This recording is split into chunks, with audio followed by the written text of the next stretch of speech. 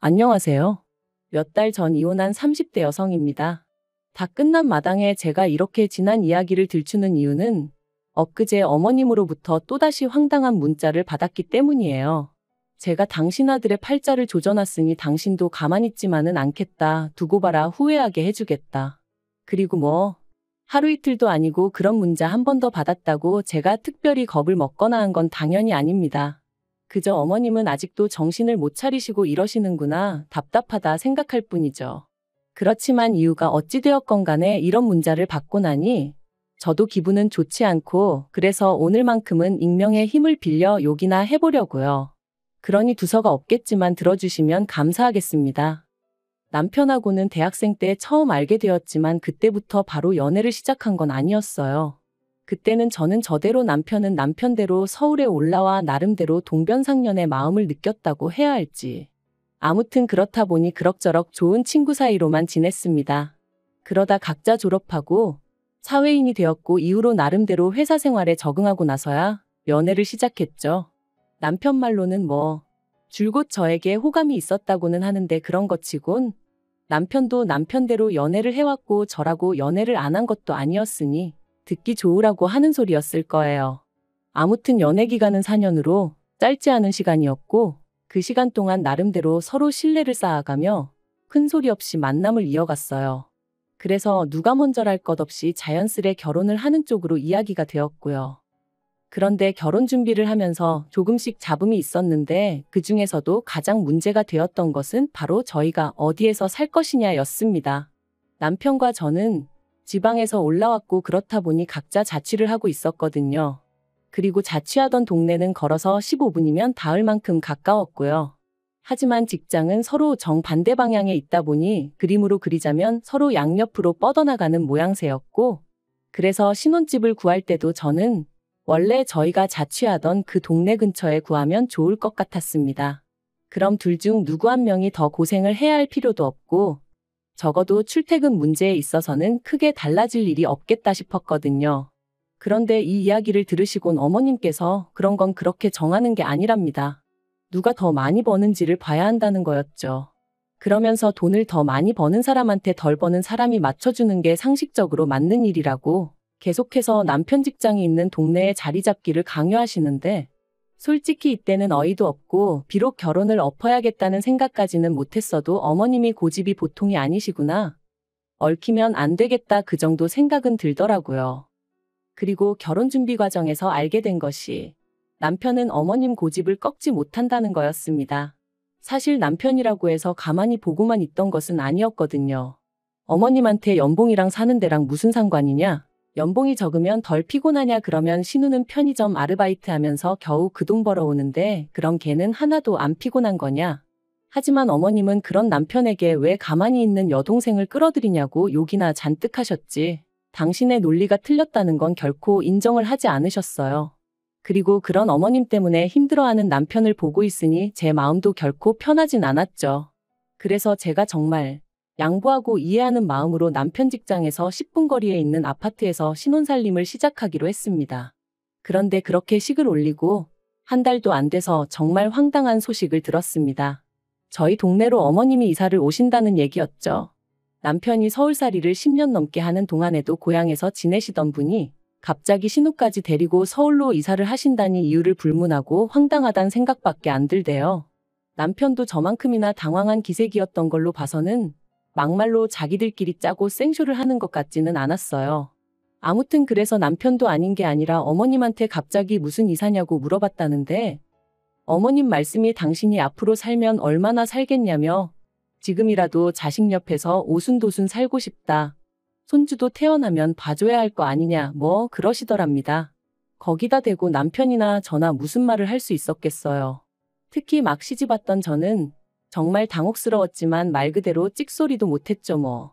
그리고 그때부터 저는 정말 크고 작은 일들로 어머님에게 시달리기 시작했는데 그 중에서도 저를 제일 환장하게 했던 건 바로 저녁 식사 문제였습니다. 어머님이 하도 고집을 부려서 제 통근 시간이 늘어난 건데 어머님은 그런 건 안중에도 없으셨는지 왜 제가 남편보다 퇴근이 항상 늦는 거며 그래서 당신 아들이 제때 저녁을 못 먹지 않냐고 얼마나 잔소리를 해대셨는지 몰라요. 일주일에 두세 번, 그것도 꼭 연락도 없이 멋대로 식사 시간에 찾아오셔서는 당신도 한 끼 얻어먹고 가려고 왔다 하시면서 말이죠. 그런데 그런 상황이 자꾸 반복되니까 솔직히 저도 화가 나대요. 막말로 제가 전업주부도 아니고 둘이 맞벌이하는 거 뻔히 하시면서 왜 자꾸 저만 들들 볶으시나 싶은 게. 그래서 남편더러 앞으로 저녁 시간 되면 당신이 어머님 댁에 가서 얻어먹고 오라고 했어요. 어머님 말씀대로 10년 넘는 세월 동안 떨어져 지내다가 이제라도 가까이 지내게 되었으니 옆에 끼고 밥도 챙겨 먹이시고 하면 좀 좋겠냐고요. 그랬더니 남편이 저더러 너도 참 그렇다 하는데 이때 처음 남편이 완벽하게 제 편은 아닌가 하는 생각이 들더라니까요.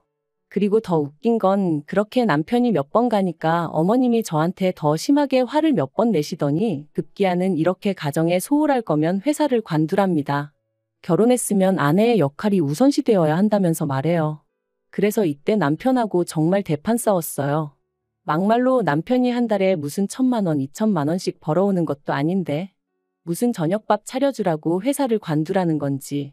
그래서 제가 남편한테 어머님 정말 이상하시다. 당신 여지껏 혼자 사는 동안 저녁식 사가지고 이러신 적 없다면서 왜 결혼하고 나니까 이러시냐. 신경 쓰이고 서운하다 그랬습니다. 그랬더니 남편은 남편대로 아무리 그래도 그렇지 자기한테 어머님 뒷담화를 하냐면서 제 편은 안 들고 어머님만 감싸고 들었거든요. 그러니 안 싸울 수가 있었겠냔 말이죠. 그래도 이 싸움 덕분에 이후로 남편 저녁 식사 문제는 제 손을 떠났습니다. 저는 어차피 저녁은 샐러드 정도로 가볍게 먹는 사람이라서 남편하고 저녁을 같이 안 먹어도 크게 문제될 게 없었거든요. 그리고 이때만 하더라도 어머님이랑 남편이 좀 얄미운 게 전부였지 이혼까지 생각한 건 아니었어요. 이후로 1년 반 정도 별탈 없이 살았습니다. 남편도 저도 서로에게 작은 불만들이 있긴 했지만 부부 생활에 위협이 될 만큼 큰 건 아니었어요. 어느 다른 부부들과 별반 다르지 않았달까요. 그리고 그런 와중에 제가 이직을 하게 되었습니다.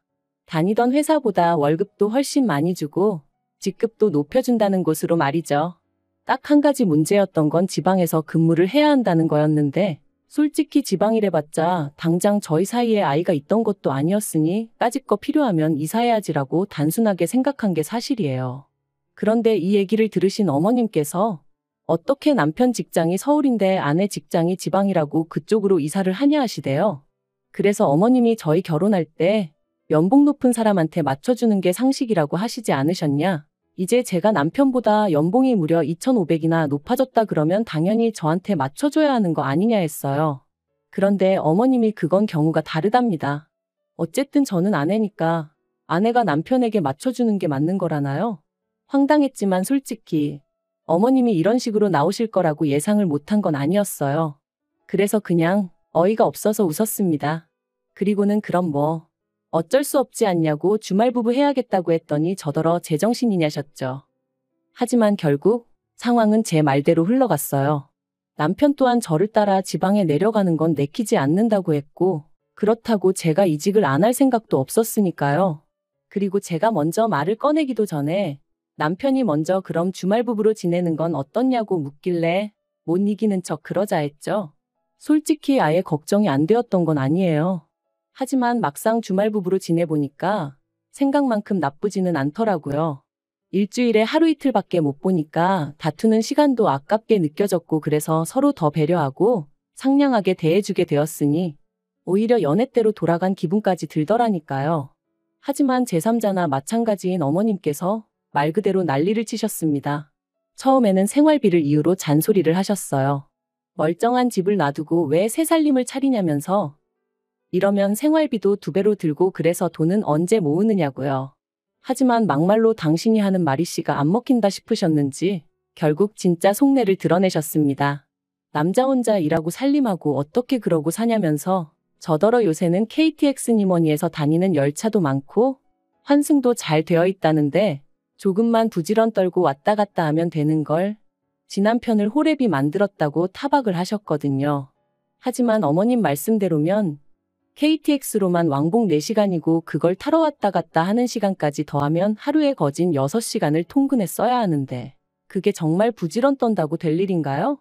그래서 제가 웃으면서 그러면 남편이 저랑 내려가서 지내면서 그렇게 출퇴근하면 되겠네요 했어요. 그랬더니 어머님도 할 말이 없으셨는지 또 얼마 지나지 않아서는 기껏 하신다는 말씀이 저러다 남편이 바람이라도 나면 어쩔 거냐입니다. 그리고 그때 가서 당신 아들 욕하면 당신이 가만히 있지 않을 거래요. 왜냐면 잘난 남편을 그렇게 방치해뒀으니 그런 일이 생기는 게 당연한 거라나요? 그래서 제가 어이가 없어서 가정교육 똑바로 받고 정신머리 똑바로 박힌 남자면 그런 일은 없을 거다 했어요. 그랬더니 너 지금 가정교육이라고 했냐면서 어머님이 또 화를 내시는데 이건 뭐 도둑이 재발절인 것도 아니고 아무튼 엉망도 그런 엉망이 없었습니다. 하지만 이때까지도 역시 이혼 생각은 안 했어요. 어머님이 말도 안 되는 말씀을 하시면 저도 지지 않고 한마디씩 받아치고 그런 과정이 스트레스의 연속이긴 했지만 서로 다른 사람들이 만나서 가족이 되었으니 이 또한 맞춰가는 과정이다 생각하고 어떻게든 그러려니 하고 넘기려고 했었죠. 하지만 역시나 사람 일이라는 게 저 혼자 노력한다고 해결되는 게 아니더군요. 결국 어머님은 말 그대로 선을 넘으셨고 남편은 그래도 팔은 안으로 굽는다더니 그런 어머님 편을 드느라 제 입장 따윈 안중에도 없었어요. 그래서 제가 이혼을 결심하게 된 거고요. 사건의 발단은 이랬습니다. 어느덧 남편도 저도 주말부부 생활에 익숙해져 가던 올해 초 남편이 교통사고를 당했다며 연락을 해왔어요. 다행히 어디 크게 다친 건 아니었지만 그래도 병원에서 한 일주일 정도는 입원을 하는 편이 좋겠다고 안내를 받았다면서 말이죠. 그래서 저는 그래도 어디 안 부러진 게 어디냐고 다행이다고 했고 남편도 자기도 10년 감수했다며 이참에 휴가 받았다 생각하고 쉴 생각이라 했습니다. 그런데 어머님께선 이런 와중에 아내인 제가 올라와 있지 않는다며 크게 화를 내셨어요. 그래서 제가 어머님께 제 사정을 설명했습니다. 회사 일도 많고 자리 이동에 관해서 말이 많기 때문에 최대한 눈에 띄는 행동은 안 하려고 조심하는 중이다. 그러니 이해 좀 해달라고 말이죠. 하지만 어머님께선 제 말은 귓등으로도 듣지 않으시는 눈치였어요. 아내가 돼서는 남편이 제일이지 돈에 환장을 했냐. 그런데 아무리 어머님이 뭐라고 말씀을 하셔도 제가 눈도 깜빡 안 했더니 그게 그렇게 심통이 나셨던 걸까요? 급기야 어머님이 저희 회사에 전화를 하셨습니다. 그리고는 전화 받은 직원에게 제 이름을 말하며 회사 생활은 어떻게 하는지 몰라도 아주 싸가지가 바가지다. 지 남편도 안중에도 없는 매정한 X이다. 사장한테 말해서 회사에서 잘라달라 그래야 지 본분에 충실해질 것 같다. 그런 말씀을 하셨다대요. 전화를 받은 직원은 다행히도 저와 평소에 관계가 좋은 편이었고 그렇기에 이런 내용이 사장 귀에까지 들어가는 참사는 일어나지 않았습니다만 그래도 어쨌든 저는 치부를 들킨 듯하여 한마디로 얼굴을 들 수가 없었습니다. 아무리 그래도 그렇지 며느리 얼굴에 이런 식으로 똥칠을 하실 수 있나 싶은 게 그래서 남편에게 바로 다시 전화를 걸었어요. 그리곤 어머님이 하신 만행을 낱낱이 얘기했거든요. 그런데 남편이 보인 반응이 그러니까 평소에 어머님이 말씀하시면 듣는 척이라도 했어야지.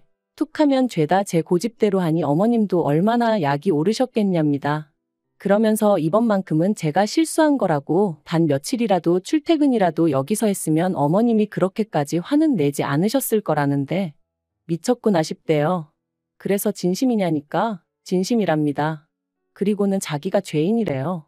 자기 할 도리도 다 못하는 며느리를 보게 해서는 괜히 나이 드신 어머님 마음고생, 몸고생하게 만들었다면서 말이죠. 그리고 이때 저는 정말 망치로 머리를 세게 한 대 얻어맞은 기분이었습니다. 남편이 그동안 어머님을 그런 식으로 보고 있었다는 것도 저를 모자란 며느리감이라고 생각하고 있었다는 것도 전부 다 너무 충격적이었거든요.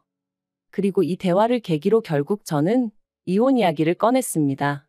나는 그래도 열심히 한다고 했는데 당신이나 어머님은 매번 불만불평뿐이고 이제 지겨워서 더는 못 들어주겠으니 당신이랑 어머님이 서로서로 손과 발이 되어 살면 되지 않겠냐. 불청객은 빠져주겠다 했죠. 그리고 남편은 이런 제 이야기를 듣고는 처음엔 말도 안 되네 어쩌네 해대더니 얼마 안가 그러자 하더군요. 어차피 주말부부로 지내는 한 사이가 회복되긴 어려울 것 같다면서 말이에요. 그리고 저는 이게 남편이 꼭 저를 겁주는 것처럼 들렸어요. 이혼하기 싫으면 회사 때려쳐. 우리 엄마 말 좀 잘 들어 뭐 이런 식으로요. 그래서 더더욱 남편이 싫어졌고 이혼의 확신을 갖게 되었죠. 결혼 기간도 짧고 아이도 없어서 이혼을 결심하고 나니 나머지 일은 정말 빠르게 진행되었습니다. 집 정리하고 남편은 어머님하고 신우가 사는 집으로 들어갔고 저는 뭐 크게 달라진 건 없었네요. 아, 그런데 웃긴 건 이혼 이후로 걸핏하면 어머님한테 연락이 와요.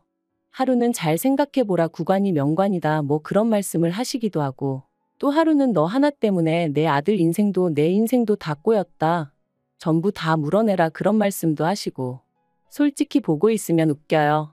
도대체 며느리란 존재를 뭐로 생각하셨던 걸까 싶어서 말이죠. 옆에 끼고 아무 때나 부려먹을 수 있는 하녀? 아니면 뭐 어머님 대신 어머님 아들 어르고 걷어먹일 유모? 뭐 그 정도로 생각하신 건 아니었는지.